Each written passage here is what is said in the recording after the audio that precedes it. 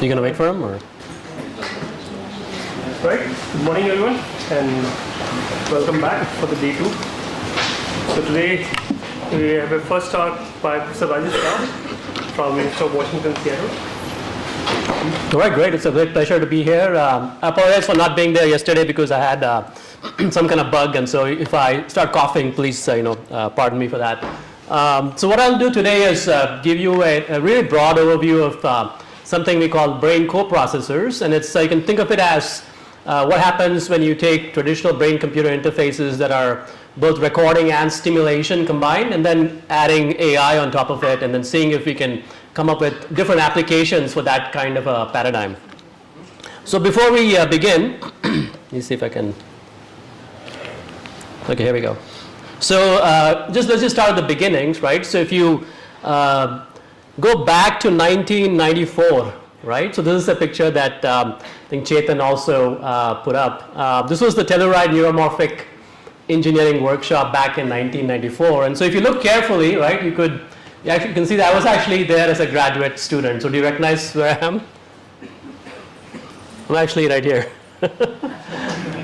As a pretty, a raw kind of grad student who really know what was happening. But this was a really amazing experience. I think it kind of built in terms of who I am. You'll also recognize a lot of people like Teresa Nowski here, Rodney Douglas, Misha Mahowal, Paul Verschure, Stephen Shaw, Paul Viola, a whole bunch of people. Toby is up here in the back, right? And that's my advisor, Dana Ballard. Here's Christoph Koch.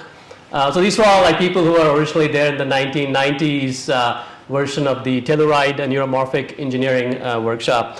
And I actually went back and looked at some of the photos that we had taken in those days. And so this is a parade that we had in the town of Telluride, where we all assembled as part of the town's parade. And then we had our banner, and then you can see Christoph over here on the shoulders of two people like chanting something. I think it was something about Hodgkin Huxley and we are ready to integrate or something like that. So it was quite fun going around the town, and most of the people in the town had no idea what we were talking about, right? So that was the Telluride workshop, and so it's really nice to come back full circle here in the Bangalore Neuromorphic Engineering Workshops. I'm really grateful to the organizers, Chetan, for inviting me here, and Bangalore, and of course IASC has always been a place for me to have a second version of my research, the other one being in Seattle. So it's really great to be here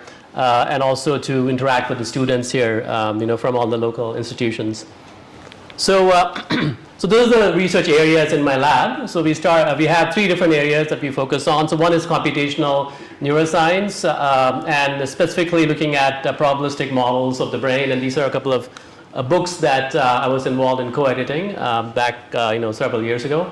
And then there's also neurally inspired AI. This is using ideas from the brain to build algorithms for artificial intelligence and robotics. And then the final area is brain-computer interfaces, where we interact directly with the brain using algorithms and AI and so on.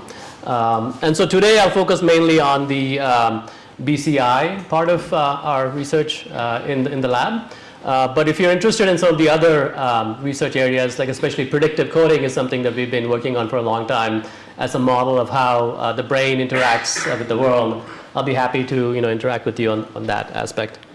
So here's an interesting, very early video, right? From so just to give you an idea for where, how far has this field of brain-computer interface, how far has it evolved, right? So if you go back to the 1960s, there was a researcher named Jose Delgado, right? And so here's something he did. So he was a researcher in what we now call neurotechnology, but in those days we didn't have that word coined, right? But he was doing some pretty remarkable things. So electronic mind control research. So you may not be able to hear it, but I can give you a quick summary. So what he did was he implanted these bulls, right, in Madrid, so that traditionally you have these bullfighters that are trying to make sure they don't get hit by the bull, but then he implanted a device called stimoceiver, and he was able to stop the bull in its tracks. As it was attacking him, you can see how the bull is completely stopped, all by using this one transmitter that was stimulating the brain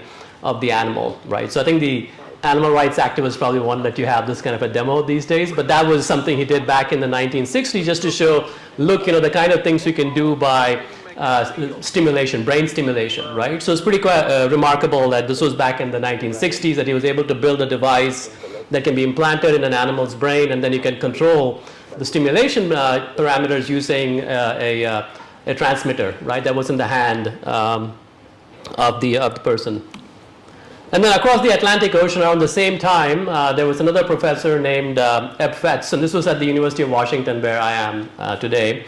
And what he was doing was he was trying to see, can an animal control the firing rate of a single neuron in the brain, right? So he basically recorded from the motor cortex of monkeys, and he coupled the firing rate of that particular neuron to a analog meter, right? Like an amp meter that can go right or left. And so when the firing rate increased, the animal could see that the meter is going towards the right, and if it goes all the way to the right, the animal gets a juice reward, right? So the animal could see, okay, anytime I do something in my brain, right, it doesn't really know what it's doing, but when it was actually figuring out that some particular kind of thing it was doing in the brain would cause the needle to go to the right, it gets a juice reward, right? So it learned over the course of time that it can actually get rewarded. So this was basically different periods in the experiment, and you can see that in the cases where there was a reward given to the animal, this reinforcement, it was able to increase the average firing rate of a particular neuron that he was recording from. And then there was also an extinction period where if you no longer give reward, then again the firing rate goes down, and again the firing rate goes up if you start giving reward. So it was a very plastic, kind of phenomenon where the animal is able to generate the kind of activity in its brain that will cause it to move this device, right? So if you talk to him these days, he'll say, oh, I should have called it a brain-computer interface back in those days, right? But he didn't. He called it conditioning, like conditioning of the neuron, which is the word people use in psychology for training an animal, right? So that you're training the animal here not to do a particular behavior externally, but internally to change the activity of a neuron in its brain. So it's pretty remarkable that he was doing this back in the late 1960s. So now in the 21st century, you have lots of really amazing demonstrations of brain-computer interfaces. This one is a lady who is a tetraplegic. This was done by Andy Schwartz and others in Pittsburgh, showing that after 13 weeks of training, this person can control a 7 degrees of freedom robotic arm, and she can now, for the first time, feed herself some chocolate, which was her favorite, right? So you can see that demonstration over here. So this involves both grasping as well as three-dimensional movement, and it takes some time for her to learn how to control this, but she's able to do that kind of self-feeding routine, right? And then the other kinds of advances involve cursor control, so basically replacing a mouse that you use with brain signals. So in this case, this was done in Shenoy and Henderson's lab in terms of having this lady who had ALS, Lou Gehrig's disease, which is a progressive motor disorder. She was able to answer questions by moving the cursor and selecting particular letters of the alphabet in this optimized keyboard. And so she was able to write out complete sentences, right? So this was again a demonstration that you can use. Again, this is using activity from the motor cortex, the premotor cortex, those areas of the brain. And after some training, the person can generate the right kind of signals to move the cursor, in this case a two-dimensional cursor, to appropriate locations. And then this is another demonstration in Eddie Chang's lab showing that in the speech area of the brain, you can use signals that then you can classify. So they had a vocabulary of 50 words, and they were using a classification technique to determine, and a language model to predict what the next word should be.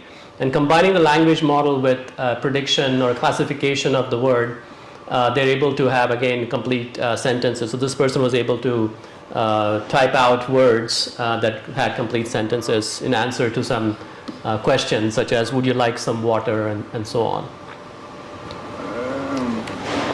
And then finally, you've probably all heard about Neuralink, right? This is a company formed by Elon Musk, and in this case, they're actually using recordings from inside the brain using particular kinds of fiber electrodes, and they're able to miniaturize the devices in such a way that you can fully implant this interface into the brain, and then there is nothing to be seen on the outside. If you saw the previous, you could see that there is this wire coming out of the brain of the person, right, with this interface. Whereas the innovation, if you want to call it that, is the fact that with the Neuralink device, you're completely encapsulated and it's inside the brain, inside the skull.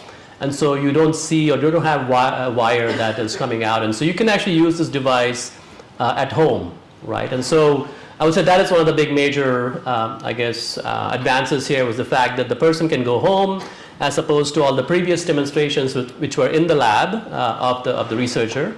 So now you have a person going home and they're able to control their own computer, right? In this case, the person was able to play a game apparently for many hours for the first time, since they got paralyzed due to some injury, right? So this was actually an interesting, achievement, even though the actual cursor control and things like that had been demonstrated by, labs across the country. So the breakthrough was more in terms of deployment into the homes of the people. So these BCIs only record brain signals, which is the traditional way of interacting. What if you can do both recording and stimulation, right? So this is something that people have called a bidirectional BCI. And so in this case, the idea would be, for example, if you're controlling a prosthetic device, you can control it using the recorded signals, that is sensing brain or recording from the brain. That's what we've seen in the previous videos. But then if you're controlling, for example, a prosthetic hand or a prosthetic arm, you can use visual feedback to figure out if, are you grasping the object or not. But if you think about it, right, if you just are trying to pick up, let's say, a paper cup versus, a glass cup, you'll need different amounts of pressure to be applied in the robotic arm, right? And so the only way you're going to distinguish that is, visual feedback is going to be very, very difficult. You have to use some tactile or, a force feedback, right? And that's, if you want to convey that back to the person, you'd like to have that through some kind of stimulation of their somatosensory cortex, right? So that's the idea here is, for certain tasks, you definitely want to have some feedback that could be directly sent to the brain by stimulating the brain electrically or in some other way. So this is a kind of system that you would envision in this particular case, right? So you'd have the recording electrodes and electronics, then you have some decoding of the brain state, and then followed by, if you want to stimulate, you want to encode the information that you want to send to the brain, back to the brain, right? That's the encoding part. So you have both the decoding and encoding part. And then, of course, you need to have the stimulation electrodes and electronics. And you could be stimulating both the brain, or you could also stimulate the spinal cord, right? So if you want to help people with spinal cord injury, and if it's a complete spinal cord injury, then maybe you want to decode brain signals and then stimulate part of their spinal cord that's still intact so that they can start to, for example, use their body again, right? So the Center for Neurotechnology, which is, I'm a co-director of that, this was an NSF engineering research center, which was formed back in 2011. It was a 10-year funding period, and that's, 2021 was our last year of funding. And the mission, right, this was to use bidirectional brain-computer interfaces to what we call engineering neuroplasticity. So the idea is, you'd like to change the connections in the brain to help people who may have certain conditions like stroke or spinal cord injury or other kinds of neurological conditions. It could even be some mental health conditions and so on. So there's a lot of different applications. If you're able to reroute the information or strengthen connections between brain areas or weaken connections and so on, right? So that's the big picture in terms of engineering neuroplasticity. So the inspiration for this came from some work done by, again, Ed Fetz. If you remember, he was the one who did the original 1960s experiment with monkeys controlling, the needle of the amp meter. So in this more recent work that he did using something he called the neurochip, his lab showed that, if you record from one population of neurons and then stimulate another population, and if you do it one-to-one, so every spike gives you a stimulation pulse in the other population. So In this particular case, NREC is a recording population of neurons, and then NSTIM is another population of neurons. And here you can see the spikes, and here you can see the pulses. And if you do this in using this device in a monkey, and you let the monkey go to the cage, and the monkey is doing its usual things in the cage, and if you do this for about a day, right, and you come back the next day, and you examine what happened in the brain, right, you can see this was the paradigm, right? So in the case where you test what happens when you stimulate this region versus the stimulating region versus some control region, you can see that the hand, right, moves in particular directions. So this is basically the effect of stimulation. If you stimulate really strongly, is to move the hand in particular directions. So you can see that the hand moves in this direction versus this direction versus this direction.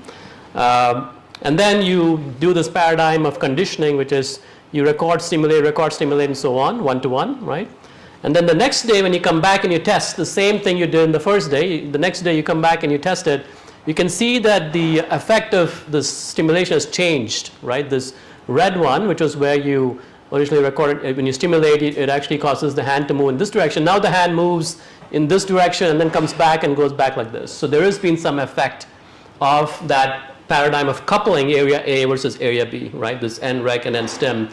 There's been some kind of strengthening of connections that cause the hand to move in this circular manner as opposed to moving in this straight direction, right? Yeah. So given that there are millions of neurons that contribute to a particular movement, how can coupling of one neuron to another make such a big difference? Yeah, it wasn't really one neuron. I think what they're saying here is that the stimulation there could have caused a lot of so this particular stimulation, it's not necessarily one neuron, right? It could be a population of neurons, and then this. If you go to the recording, this as well, right? This was recording from one neuron, but the idea is that potentially other neurons are also firing at the same time, and then the idea would be that as that's happening, right, for particular movements of the animal and so on in a naturalistic behavior, it is causing other neurons to also light up, right? So presumably there was like a population here and a population there that were strongly enough coupled that there was, if you, anybody know the phenomenon, right, of plasticity? What is that plasticity called? Hebbian plasticity. Remember that? Donald Hebb, neurons that fire together, wire together. That was the original kind of idea, right? So the idea here is potentially, we don't know, right? So what Supi is saying here is, we actually don't have real proof of neurons that are changing the connection. What we have is just external, some kind of external change that we're observing through this stimulation to see what happened to the behavior before and what happened to the behavior of the hand moving after, right? So that's what puzzles me. For plasticity to work, it has to be very, very precise, of the order of a few milliseconds. For spike timing dependent, now, right? That is made only for this one pair of neurons. Right. But given the variability, it won't work for the population. So that's why So that's why I'm puzzled how well this has worked out. So there is some follow-up studies, and we'll come to that in just a minute, which is they also looked at what happens when you look at the beta band. So if you look at the beta oscillation, they showed that you get something similar if you stimulate in the down phase of the beta signal, and that was what we ended up using for a human trial. So human trial, we don't use this. This was like the very first result in 2006. But like you're saying, I think if you want to get a better effect or have a more precise effect, maybe you have to start looking at the oscillation, something more population level, right, as opposed to the spike timing kind of based stimulation here. But that's a great question in terms of what is the mechanism behind this kind of a result, right? So just to summarize that, the claim is that this is what happened. So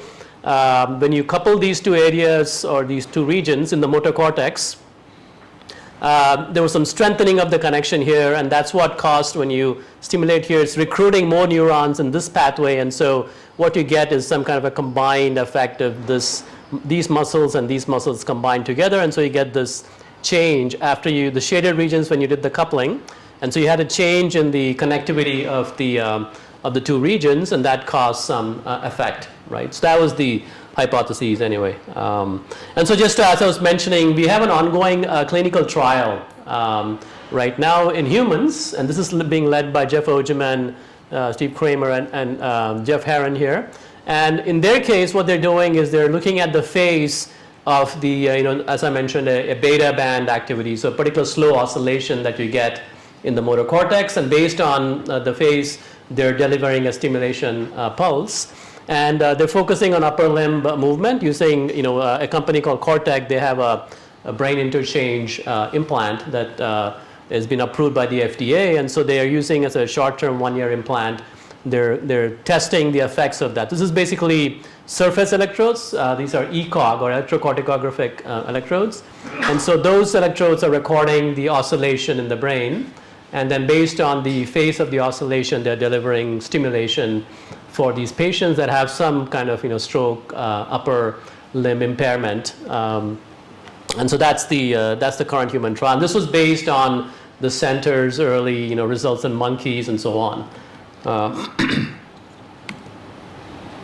And then we also did some non-invasive kinds of recording and stimulation experiments, and one of them was this really what some people thought was very frivolous or kind of crazy, which was doing a brain-to-brain interface, right? And this was actually led by undergraduate students in the lab, and this was the idea that, okay, if you can record from the brain using EEG, can you send that information to another brain, using TMS, or transcranial magnetic stimulation, right? And so we had some undergrads and grad students get together as part of a project, and they demonstrated that yes, you can use this TMS, or transcranial magnetic stimulation. You can see there's this magnetic coil that induces an electric field that then stimulates some particular region of the brain that you're placing this coil close to. And in this case, if you put this near, for example, the motor cortex, then you can show that you get a movement of the hand. For example, you can tap your hand on a keyboard, for example, right? There's a really simple gross movement of the hand.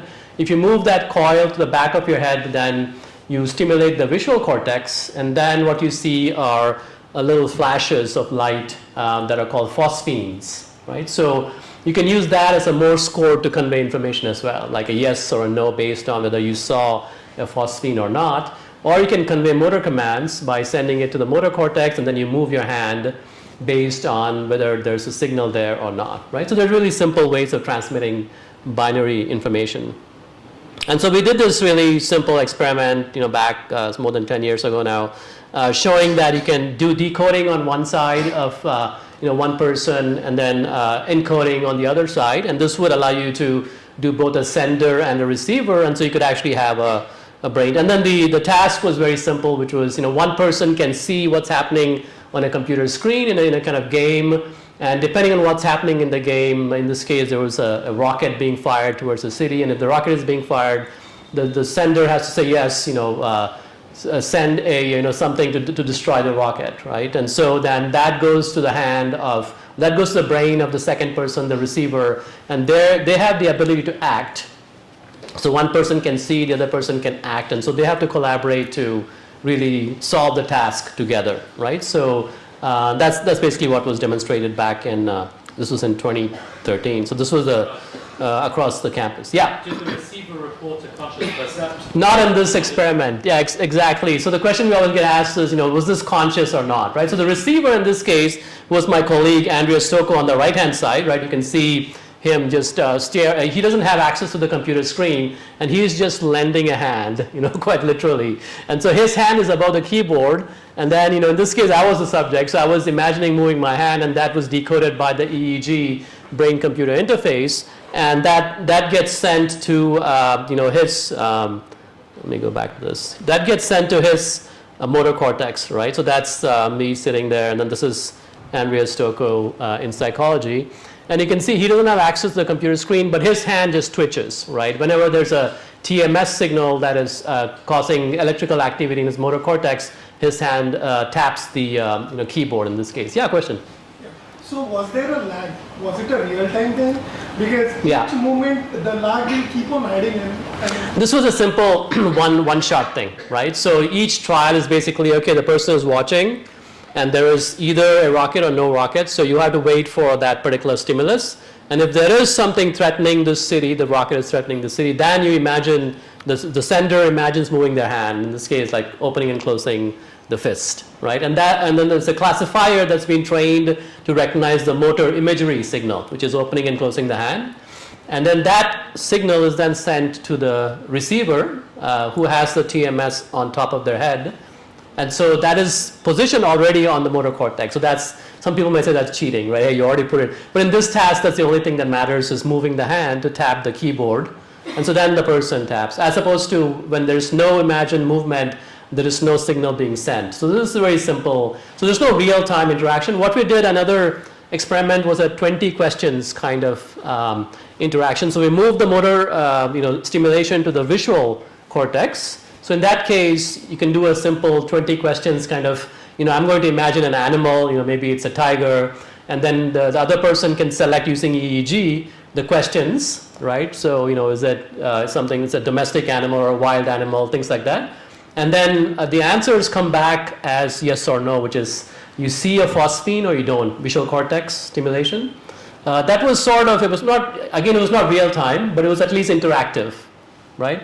And it was conscious, whereas this was not conscious, right? Here you're just moving the hand, and typically people recognize, hey, my hand moved, only after it has moved, right? Yeah. Was there any correlation between the location of sensing and location of stimulation? Yeah, I mean, this was done sort of arranged. Physically, the hardware was positioned exactly where you have to, you want it to be, which was, yeah, they're pre-mapped, so you have to do a mapping initially of where the motor cortex or the hand control is in the motor cortex, and where you have in the EEG case, you have particular locations that will correspond to, the motor cortex areas, right? So that's what we use here. Yeah. It was a suitable colleague for you. I mean, you're right. So there are some cases where, it's hard to map their cortex in terms of controlling the hand, for example. So yeah, but I think most cases you're able to map the motor cortex regions that control the hand, and that allows you to set up this kind of a paradigm, right? But it gets more difficult when you do more complicated tasks, right? And unfortunately, with TMS, you cannot have a grid of stimulation electrodes or these coils, because it has to be, so that if it's smaller, then the penetration is not much, so you have to have big coils.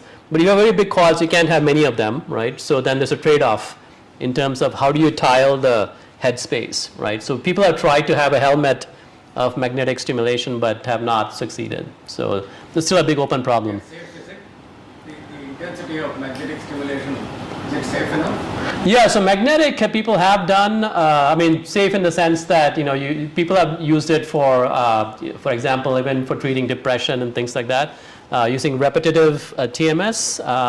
But, any kind of stimulation, you could have potential side effects and even potential damage if you increase the amplitude and so on, right? So you do have to be, for any kind of stimulation, you have to be careful, because it does change the brain over long term, right? So, yeah. So have you ever tried direct brain stimulation, electrical stimulation? Electrical, well, we haven't done with, we've done it with humans, but more for feedback, sensory feedback. So for example, somatosensory feedback, right? So I don't have the results here, but and this is done in patients who are coming into the hospital for EEG or for epilepsy monitoring, right? So in that case, typically the same electrodes you use, the ECOG or electrocorticography electrodes, you can also use for stimulation on the surface of the brain. That So would be more precise than yes. EMS. Yeah, exactly. Yeah, once you open up the skull and you go in there, yeah, it starts to get more and more precise. And then there's a trade-off in terms of, localized stimulation versus more spread out stimulation, right? So yeah, I think there's a lot of really important issues there in terms of invasive, non-invasive, how precise you want the stimulation, and all that, yeah. One more question in the back, yeah. Will the same effect take place if the receiver is maybe just sleeping? If the receiver is? Sleeping maybe. Oh, sleeping, okay. That's interesting, yeah. So, I guess if you, in the case of the motor, if you stimulate strong enough, they may notice or they may not notice, right? But if it's above the threshold, then you will get a movement. But we haven't tried that. So we don't know if the person will notice after the hand has moved that, they may wake up from the sleep, right? Or maybe they don't wake up. But as far as I know, nobody's done that kind of experiment. But it's an interesting question, yeah. What is the current research which is going on? Because it is showing 2013. Yeah. So people have done other kinds of interfaces, like what we did. So this was what we did, right? So this was the last one we did, 2019, was BrainNet, which is we had 2 senders and 1 receiver. And then the 1 receiver had both recording and stimulation, so EEG and TMS at the same time. And here we were able to do some experiments allowing this person who's receiving information from 2 brains, right, to decide who's more trustworthy, right? Because we purposefully made one person, the sender, be sending some noisy inputs to the brain of the receiver. So then over multiple trials, this person receiving information from brain number 1 and brain number 2, they were able to decide, okay, brain number 2 is actually more trustworthy, so I'm going to rely on their brain information, right? And this was for a really simple paradigm, like a Tetris kind of paradigm, where the decision was whether to rotate the block or not to make it fit, this Tetris kind of game. So that was, I think, an interesting kind of extension, I would say. But there's only so much you can do with EEG and only so much you can do with TMS, right? So that is the problem. I think if you want to go beyond this, which maybe Neuralink will end up doing in the next few years, is you have to go invasive and have an implant. Yeah. So the decoding is done with like all the EEG channels? Yeah. Few of them? In this case, it was few. It was not all, right? Because I think in this case, the BrainNet one was mainly the visual cortex. So using something called the SSVEP. So it's a visual signal. So you basically look at different locations, and each of the locations are flashing, in different frequencies. And so just the visual cortex, you can tell which location they're looking at, so where they're paying attention. And so you can get around some of the issues of decoding by making it easier to decode.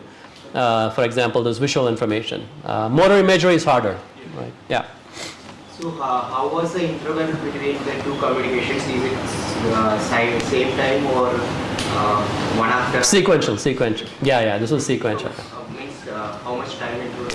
It was several seconds. So we had some restriction on how frequently we can stimulate as part of the the IRB, so human subjects. So we had to make sure that we don't keep stimulating the person too quickly, right? Because that's a different protocol. So it was several seconds, I think. So receive sender number 1, and then 1, 2, 3, 4, 5, you wait, and then sender number 2 sends something, and then the person decides, and then they use the information they got to then use their EEG to then decide in this case whether to rotate the block or not rotate the block. Yeah. So the person knows that too. Yeah. So you basically, that's part of the paradigm, is to tell the person what the goal is, right? In this case, yeah. All right. So here's where we can start to think about generalizing these bidirectional brain-computer interfaces. So if you think about what we're doing here, like in many of these paradigms, it's very simple in terms of recording and stimulation, but you can generalize this to a much broader setting where if you're recording from many thousands of neurons, right, assuming it's invasive, let's say, or even EEG, and then you have the capacity to send information back to the brain in also a very large bandwidth kind of stimulation setup, right? Then the challenge is, how do you take all that massive amount of information coming from the brain, make sense of it, and then deliver the right kind of information back to the brain, right?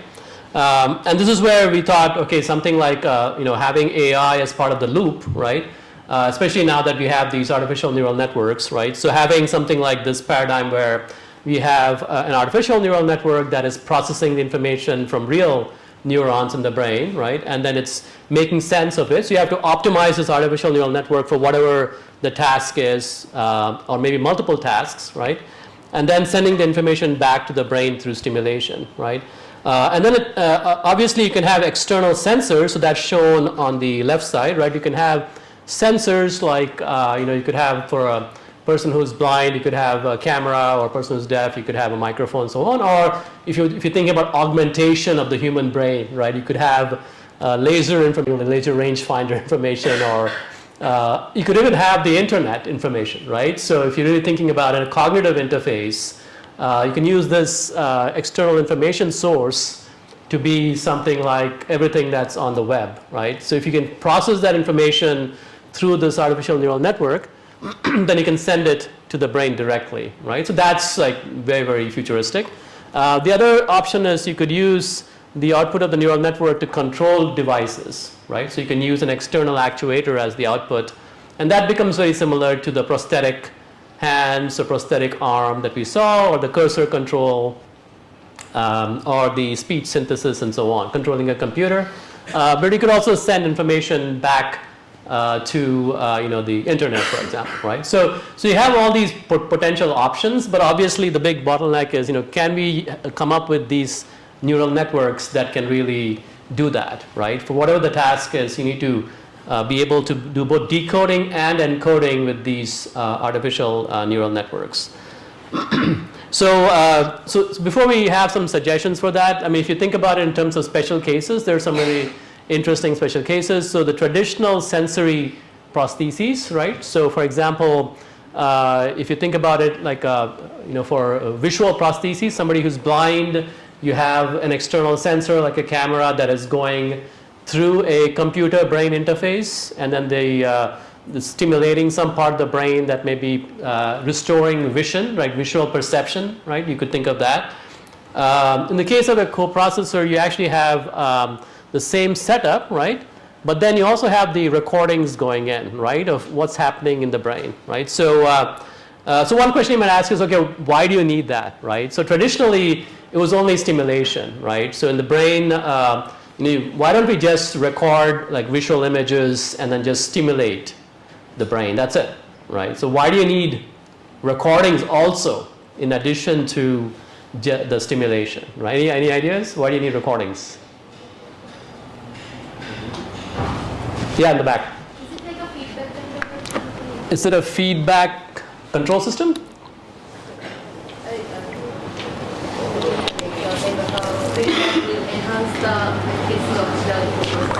Okay, that's getting, that's similar. Yeah, that's getting close to the answer. So that is, so the question is why would you want to be recording like what's happening in the brain at the time that you're sending information to the brain? So we've actually done this. The previous question that we had was, have you tried stimulating inside the brain? So we did this for somatosensory or touch stimulation. So we had a person, and then the person was getting stimulation just like this loop. They were getting stimulation of their somatosensory cortex, which is tactile sensation. So what they would report is, hey, I feel like some tickling sensation, or some like wind blowing through my fingers, things like that. That was what they felt when you stimulate the somatosensory cortex.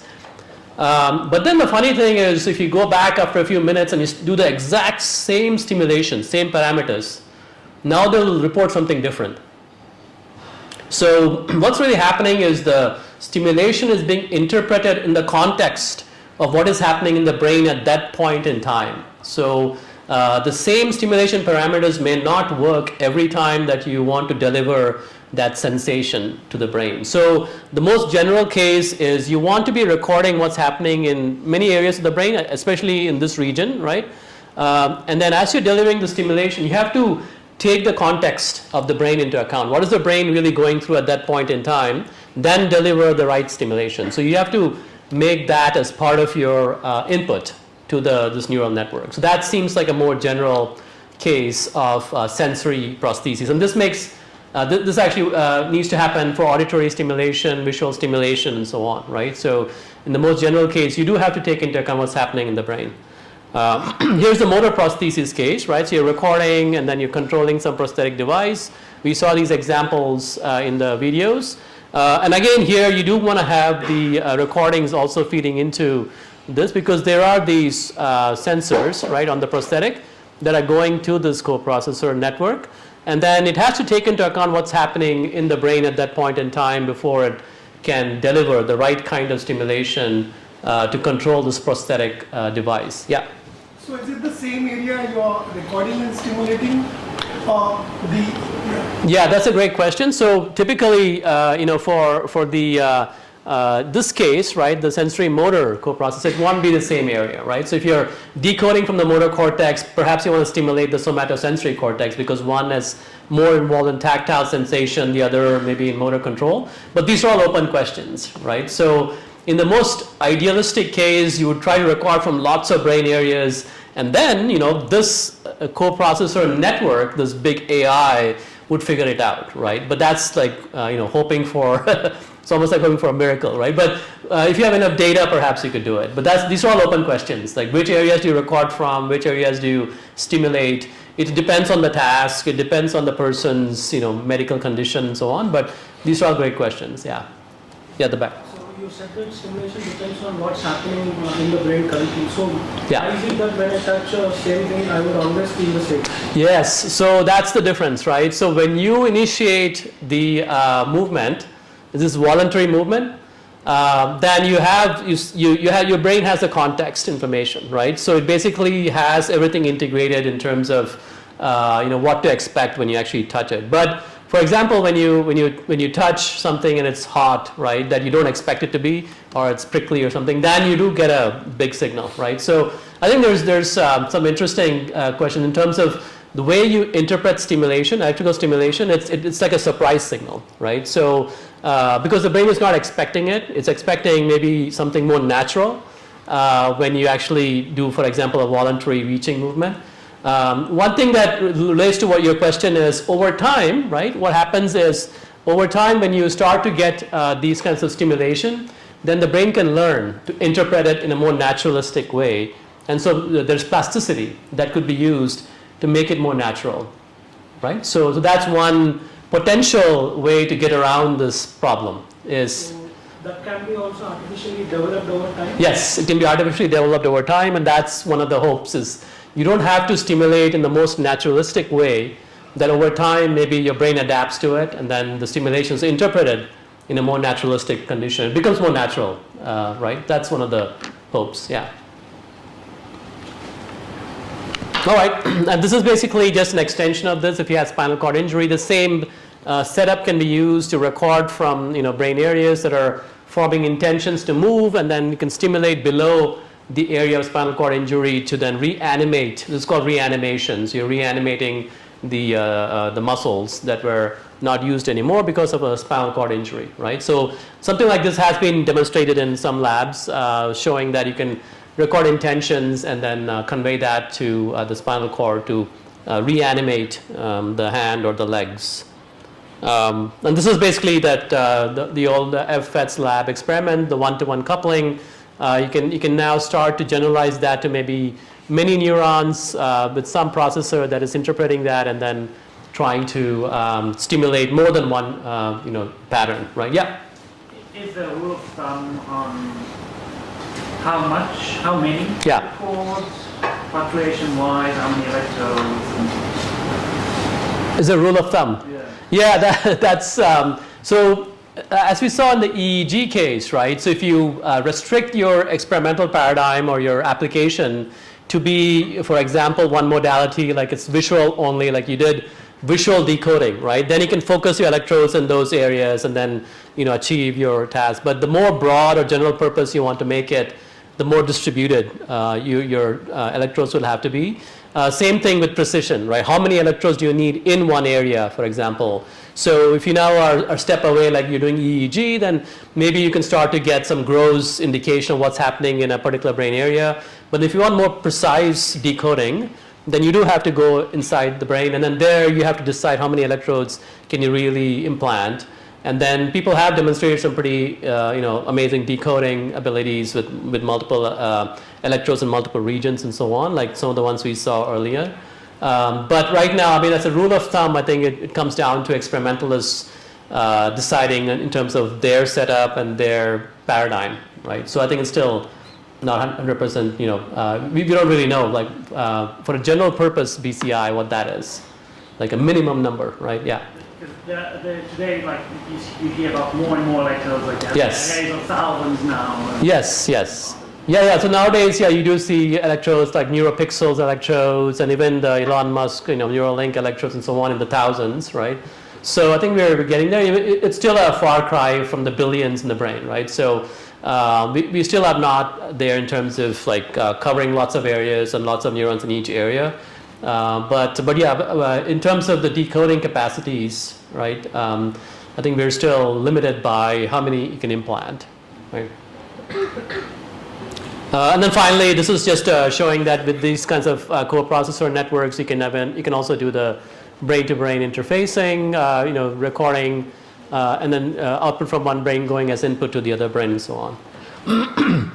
Okay, so here's the one of the ways in which you can start to train these networks, right? So remember I mentioned that you could have these artificial neural networks coupled to the biological neural networks, but then the big question is how do you actually train these neurons, right? These artificial neural networks, right? Because there is no training signal. So if you think about it in terms of traditional AI these days, right?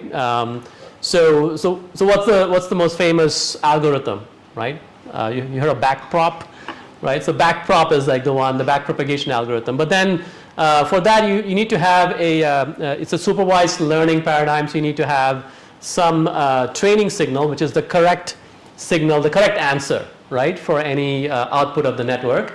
In our case, the correct answer has to be some kind of a stimulation pattern, right? So the question is, how do you know the correct stimulation pattern? Because that's something you don't get for free, right? And you can't have a human labeling the stimulation pattern, saying, okay, this is the correct one, that's the wrong one, and so on. So that's a big problem, right? So you don't really know what the correct. So in order to train this network through backprop, look at the errors. There's no error here if you don't have a training signal, right?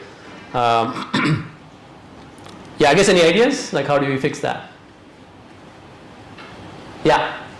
Could something like STDP in the neuromorphic systems work? STDP is Hebbian learning and it's unsupervised. So potentially it could help in terms of plasticity. I guess the question here is, how do you train like an artificial neural network that has to generate the right kind of stimulation patterns, and STDP wouldn't know like how to figure out that. It won't give you the right stimulation pattern, right? So that is an issue. Yeah. Probably multimodal recording. So in my lab, we are coupling EEG and FNRS together. Okay. So hybrid one. Okay. So, FNRS basically give you the neural circuitry. Yeah. EEG simultaneously give so spatial and temporal resolution we together.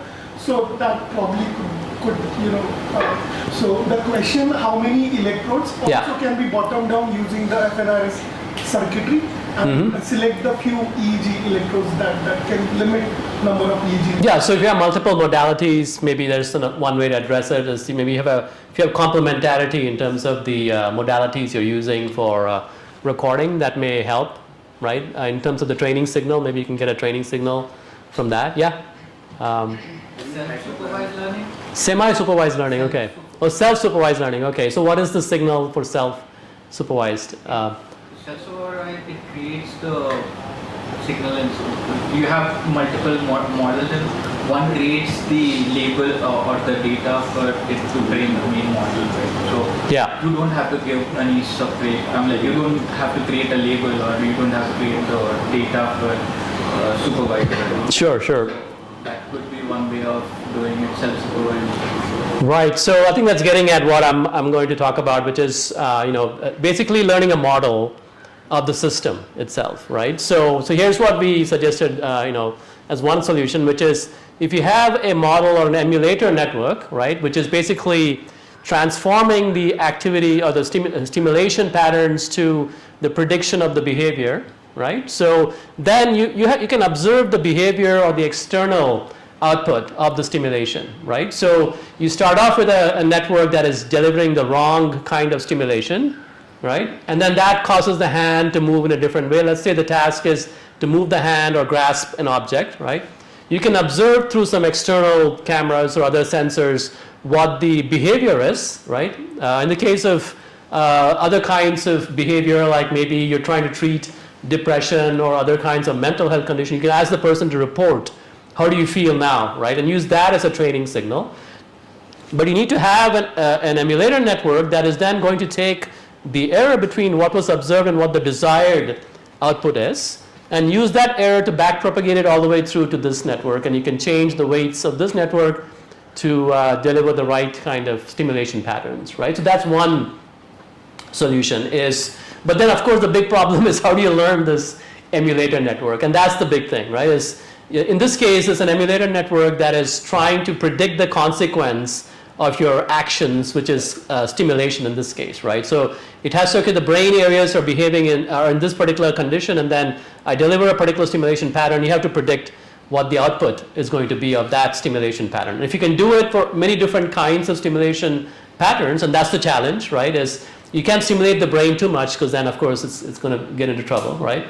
So there's a trade-off there. How good can you learn this kind of an emulation model? And if you learn it in a decent amount of with enough precision, then maybe you could use this idea of backpropagating to figure out the right stimulation pattern, right? So anyway, that's one solution. The other one, of course, is reinforcement learning, right? So people have also suggested using reinforcement learning as a way to train, because you can think of the stimulation as an action, right? An action on the brain. And so maybe you can use model. So this will be like model-based stimulation learning if you use this model. Or you could use just this, and then you have to do the traditional stimulation and seeing what the effects are, right? So that would be more like model-free reinforcement learning, right? Yeah, question. The question is why? It's to give speed to the process of getting it, because why? It was trained within 5 days to get the neuron active. Right.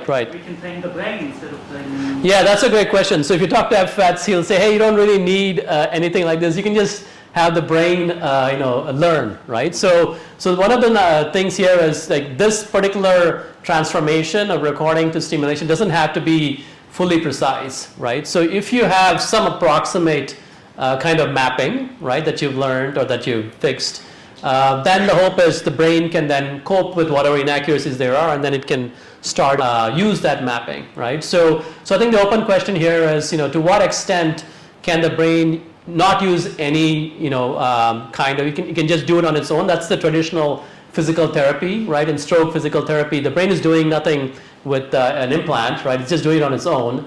But there's always some plateau that happens. So the question is, once you have the plateauing, can you have an external device that is going beyond that plateau effect for rehabilitation, right? So I think, but like you pointed out, the cool thing is we're dealing with a system, the brain, which is adaptive. And so what we end up with is a co-adaptive system. So the brain is adapting, the AI is adapting. So co-adaptation is actually a big win, because it helps us not be 100% accurate as far as the AI is concerned, right? And hopefully they're collaborating with each other and not against each other, right? So you have to make sure that the adaptation is actually happening in sync, right? So that's the challenge. And then we've done some simulations. This just to show, like, you take a traditional bipedal walker and then you induce some injury in it, and then you have this coprocessor model that learns a model of the dynamics of this walker, and then it does the back propagation. Then it can actually do something where it's restoring, not 100%, but it does something, right? So that's kind of just simple experiments we did as a proof of concept. We also did a proof of concept with a grasping paradigm, where we took an existing model of the brain's grasping networks. So these are different cortical areas that have been implicated in grasping, and this was trained on a monkey data for grasping different objects. And so this was from a paper that was published with these particular recurrent neural network models of grasping. And then we did a simulated brain injury where we cut some connections in this brain model, right? And then we had our own networks, the coprocessor network and the emulator network, and we tested and we did some studies as to how long, like how good does this emulator model need to be to really get something like this to work, right? And so we have we had some results along those directions in terms of different muscles, and when you lesion the network, you have this orange, but then when you couple it with this coprocessor network, you start to get back to the original kind of muscle activation patterns in that model of grasping, right? So that was just a proof of concept again. If you're interested, you can look at this paper here, the Journal of Neuroengineering paper in 2023. And then more recently, we've been looking again at these emulator models, but with simplified networks. So something called temporal basis function networks that are again trying to predict the evolution of what happens after stimulation. So we looked at some monkey optogenetic data. So this was in Professor Azadeh Shamrad's lab. And so we showed that you can start to use this kind of a simplified network model where it learns some temporal basis functions, that characterize the dynamics of how the brain evolves after stimulation. It can linearly combine those basis functions in this manner with some weights to then generate a prediction of what happens for different stimulation parameters. How does the brain evolve, right? And that's what we're trying to do here is predict the consequence of stimulation on the brain, and that's one set of experiments.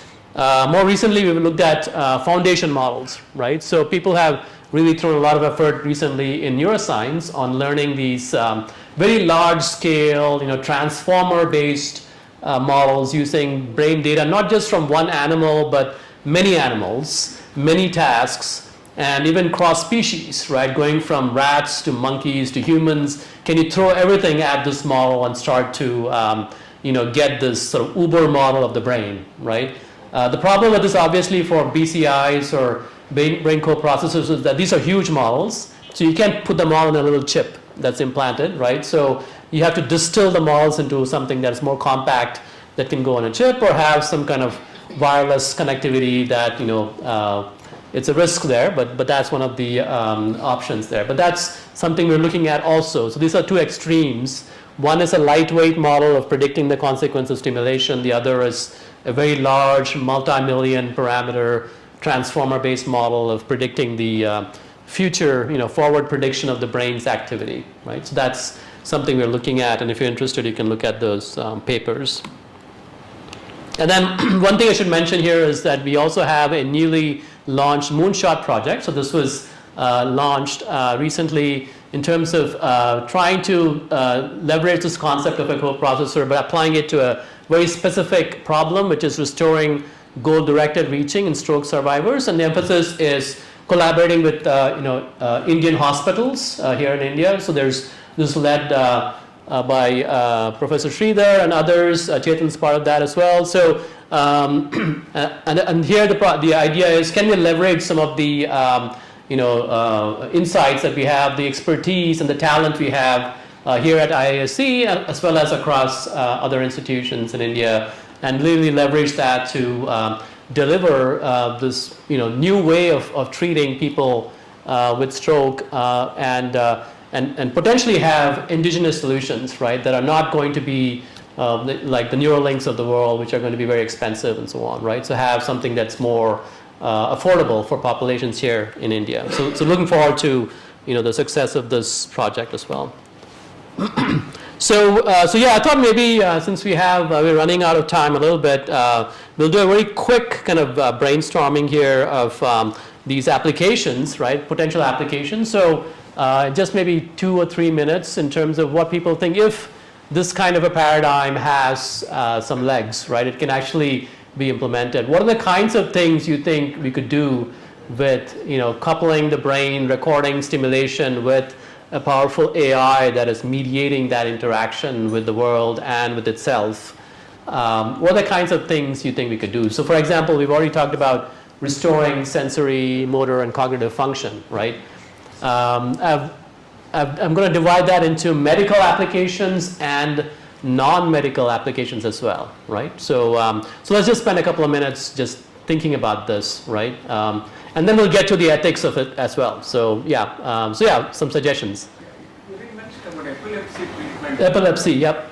So epilepsy treatment is something that people are doing now with epilepsy monitoring, which is you record and and then there's a doctor or a nurse who detects where exactly, when it started, and then you do surgery to take out the part of the brain that is starting the seizures in epilepsy. There's a company called Neuropace, which is doing basically a coprocessor kind of model for recording and stimulation to stop the seizure from spreading across the brain. So that's an example of a coprocessor kind of model, yeah? Can it be a small gadget that the person himself or herself can trigger and then help the epilepsy situation? Potentially, yeah. I think that company Neuropace, I think they have some arguments for why you don't want to have the human in the loop, where you want to be able to stop the seizure before it spreads, right? And so if you have the human in the loop, it may be too late by the time they consciously realize they're having a seizure, right? So I mean, it's possible that maybe a non-invasive kind of device, you could do that. But I think it's still an open question in terms of, that's an implantable device. The NeuroPace one is implanted device, but it's an interesting question. Yeah. Can you use it in a closed loop to cancel out the tremors of Parkinson as well? Yes, so that's something that's being done now. So closed loop, stimulation for tremors. So there's closed loop DBS, deep brain stimulation. So that's something that companies like Medtronic and other companies are trying to. I think they already have devices, if not FDA approved, and in the process.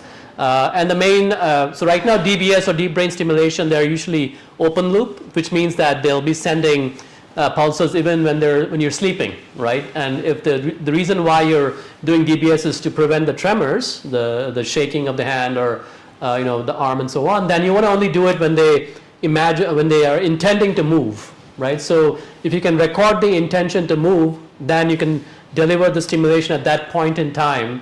Then you save a lot of energy. You don't have to have these battery packs replaced every few years. You have less side effects also. So that's a great application, is closed loop DBS, right? Deep brain stimulation. Yeah. Don't know if it's medical or not. Helping focus on Yes, attention. Yeah, so that's another interesting application. I think there's some interest in that even in the IASC brain coprocessor project is looking at some cognitive abilities like attention. And so people have suggested it like treatment for ADHD, so that's one application there. There's also, you can go into augmentation or enhancement by saying, okay, just like you sometimes, you have lots of coffee, to really get amped up and pay more attention. Maybe there's a stimulation paradigm that'll help you get more attentive when the job requires you to be more attentive, right? So that's another potential application. Yeah, the back. I'm not sure whether it's ethical or not, but what about the cross-species learning? Because species can learn from different species. Cross-species learning. Okay, interesting. Yep. I mean, I've heard cross-species communication as well, but cross-species learning would be interesting as well. So we would be learning like how monkeys are manipulating something or jumping around. So it was just like came from your experiment that you have shown, like a center receiver experiment. So there you have shown like 2 human beings. It can be done. Yes. Yeah, I think that's an interesting challenge. But there's a lot of interest in like going from pets to the owners of the pets, right? So there's a big market for that. So if you can really crack that, you'll make a lot of money. Yeah. Yeah. Thought decoding? Hard decoding? Thought decoding, yes. So thought decoding, so why would you want to use that? Like what's the application? I mean, people with paralysis, unable to speak, they can think. Yeah, I mean that's a traditional application. Like for example, the ones I showed where the person is moving the cursor to say what she is feeling. That is part of that thought decoding. But maybe you're talking about broader kinds of, not just moving a cursor, but it's like longer term, like bigger thoughts and so on. So that's like speaking. Like speaking, yeah. Yeah. Emotion modulation. Emotion modulation, yeah. Yeah. So that's interesting, yeah. So I mean, one of the applications is PTSD, so where post-traumatic stress disorder. So people maybe have gone to a war, come back, and they have really strong emotion that come up in terms of particular sounds. So people have looked at these kinds of applications using stimulation, like especially deep brain stimulation, for helping people who have PTSD, for example. So yeah, that could be interesting. Yeah, as a you could also say, okay, some people are not. There's some people who say, okay, those people are not they don't have emotional intelligence. So what if you can stimulate them to have more emotional intelligence, right? So there's those kinds of applications as well. Yeah, at the back. Can you reduce the effective sleep time by quickly going into the REM sleep? Ooh, okay. Somebody wants to sleep less. Yeah, I mean, sleep disorders are definitely a big application. And then this is like sleep, reducing the need to sleep as much, right? So I don't know about going directly to REM sleep. There's some theories of slow wave sleep being also important. So you may stop learning if you reduce the amount of sleep also. There's a connection between learning new information and new skills and sleep, right? So you have to be careful, but yeah, that's interesting thought, yeah. If you have to restore the map information or like data or sample to the map information? The map, like routing.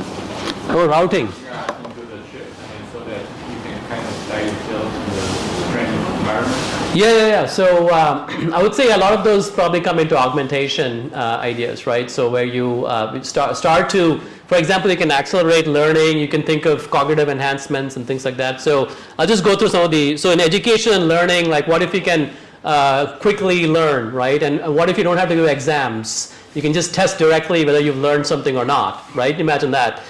Brain adaptive entertainment, right? So what if you, every time you see your favorite, film, the ending changes or the plot changes because your emotions are different at that point in time. So it's adaptive entertainment, right? What if you have, like right now people use lie detector tests that are completely, bogus, right? So with the galvanic skin response, but here's a potential way to really, make that more accurate, right? There's of course amplification of physical, sensory, and cognitive function. VR and gaming is another big one. Telepresence and avatars, which is, if you really have a very good system, then you don't really have to go to Goa or Hawaii or whatever, right? You can just feel being there. It's kind of like that. There's been movies that have tried to do this, right? So neuromarketing is another big thing, right? It's a little scary as well. So what if they can figure out what you like and what you don't like based on your brain patterns, right?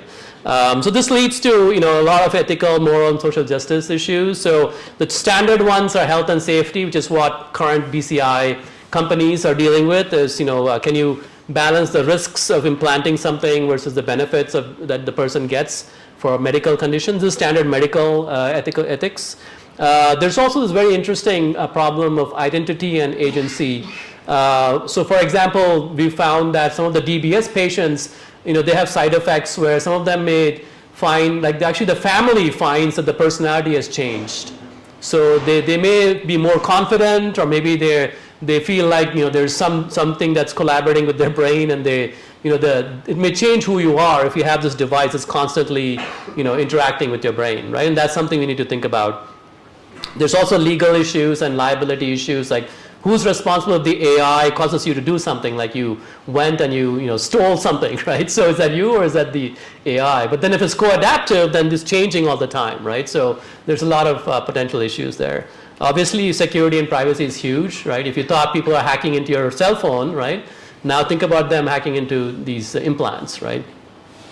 And then of course, if you have augmentation, then who gets these augmentative devices versus the other ones, right? So we have a whole neuroethics team at the Center for Neurotechnology that has looked into this, and there's some papers. I was involved in one of these papers as well. So I'll leave you with this kind of thought, right? Which is, if you think about all the different tools that humanity has invented, right? Going back to 5000 BC with the invention of the wheel and writing and things like that, right?